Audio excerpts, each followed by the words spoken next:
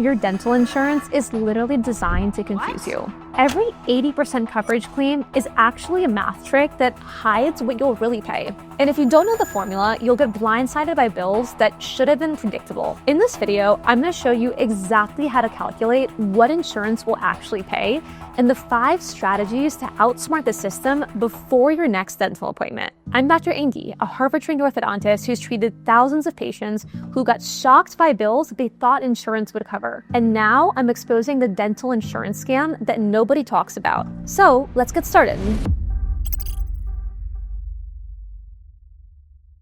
Everyone thinks that dental insurance makes money by denying claims, but that's completely wrong. They actually want you to use your dental benefits as much as possible. Here's why. I had a patient who needed $8,000 worth of dental work. She had great insurance that covered 80% of everything. You know what her insurance company paid out? $1,200 total for the entire year. They made a 50% profit while she thought she had this amazing coverage. And this isn't just my experience. The Progressive Policy Institute found that some dental plans spend less than 10% of premiums on actual patient care, keeping the rest as overhead and profit. The real scam isn't denial of coverage, it's the illusion of coverage. They designed a system where you feel protected while they guarantee their own profitability. Your $1,500 annual maximum isn't an accident. It's a business model that has not changed since 1954. That's right, the same $1,000 to $2,000 caps we had in the 1970s. If those limits had just kept pace with inflation, they'd be $7,000 to $8,000 today. But instead, insurance companies kept the same tiny limits while collecting higher premiums every year. This is why you need to stop thinking about dental insurance as actual insurance. Start thinking about it as a $1,500 coupon book that you pay $2,000 per year to own. Once you see it that way, everything else makes sense. Your insurance company decides what your dental work should cost based on surveys that don't exist, from dentists who never respond in areas that make no economic sense. It's called usual, customary, and reasonable pricing. Sounds official, right? Here's the reality. If you call Delta Dental and you ask them to show you the actual survey data that they use to determine why a crown should cost $375 in your area, they can't produce it because it doesn't actually exist. They just pick a number that ensures their own profitability. Meanwhile, your dentist's actual costs keep going up every year. Their lab fees, materials, rent, staff, salaries, everything increases with inflation. But that UCR number, it stays artificially low or increases by maybe 2% per year. So every year, your dentist gets squeezed a little harder and harder. This is why you need to ask one simple question before every treatment. What's the allowed amount for this procedure? Not what percentage is covered. What's the actual dollar amount? That number will tell you exactly what you're going to owe.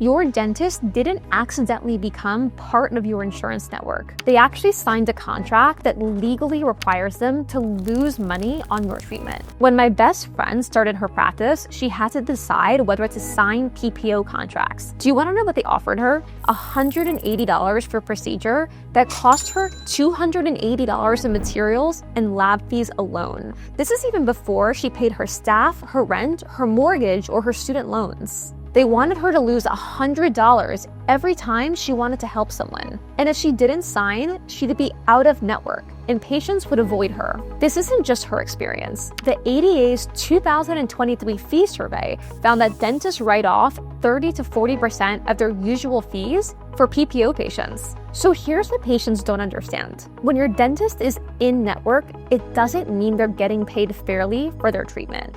It means they've agreed to accept whatever the insurance company decides to pay them. The average PPO write-off is 38% of the actual fee, and heavy PPO participation can reduce a practice's profit by 20% or more. So if your dentist does $1,000 of dental work, they get paid $620. Some practices see 50% of their work written off across multiple PPO plans. This is why out-of-network isn't really a red flag. it's actually often a quality flag. It means that your dentist refuses to cut corners or rush through procedures to make up for low insurance payments. So ask your out-of-network dentist if they'll still submit claims for you. Sometimes insurance pays the same or more. There's a legal way to get a 25 to 30% discount on all dental work, and most people are already paying for it, but they don't know how to use it strategically. It's called an HSA or FSA. We always hear you need to use your FSA money before the end of the year. There is an important deadline coming up. But you could lose out on hundreds of dollars. Time is running out. Studies showed that 70% of people with these accounts don't use all their money every year. They're literally leaving hundreds or sometimes thousands of dollars on the table that they could use for dental care. It's pre-tax money. So if you're in a 25% tax bracket, using $2,000 from your HSA is like getting $2,500 worth of dental work. And get this, about 15% of all HSA and FSA dollars are actually spent on dental care. And this is because people don't know that their insurance won't cover it. But here's where it gets strategic. Most dental work can be planned. Unlike medical emergencies, you usually know when you need a crown or you want to straighten your teeth. So you can time your treatments to maximize your HSA benefits and even plan multiple years of contributions. Before your next dental visit, check your HSA balance and your annual contribution limit. If you need major dental work, you might want to split it across 2 calendar years to maximize your tax savings. This alone can save you more than any insurance plan ever will. There's a simple math formula that will instantly tell you exactly what any dental procedure will cost you, and insurance companies desperately don't want you to know it. Here it is. Allowed amount minus deductible times coinsurance percentage equals what insurance actually pays. That's it. Your crown costs $1,000. Allowed amount is $375. Your deductible is $50. So $375 minus $50 times 80% equals $260. You owe $740, not $200. Every single surprise dental bill happens because people don't know this formula. This formula exposes the entire game. When you know these 3 numbers before treatment, you can make real decisions. Should you get the work done? Should you use your HSA? Should you ask about a cash discount? Should you find an out-of-network specialist? The formula gives you power. Before any dental treatment, demand these 3 numbers from your front desk. What's the allowed amount? What's my remaining deductible? What's my coinsurance percentage? Plug those 3 numbers into the formula. That's your real out-of-pocket cost. Some dentists have figured out how to completely bypass insurance companies and offer patients better deals than any PPO ever could. It's called an in-house membership plan. Instead of paying $2,400 per year in premiums for your $1,500 in benefits, you pay the dentist directly. So what this might look like is paying $300 a year for free cleanings, 20% off all of your treatment.